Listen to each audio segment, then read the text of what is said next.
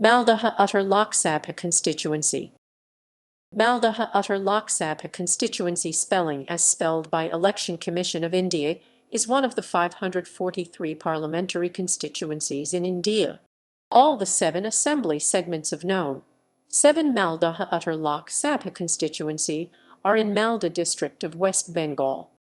As per order of the Delimitation Commission in respect of the delimitation of constituencies, in the West Bengal, Malda Lok Sabha, the constituency ceased to exist from 2009, and 2 new ones came into being: Maldaha Uttar Lok Sabha constituency and Maldaha Dakshin Lok Sabha constituency.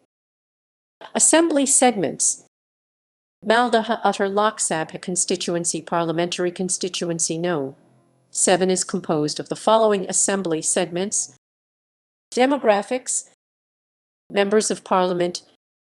For MP from Malda in previous years, see Malda Lok Sabha constituency.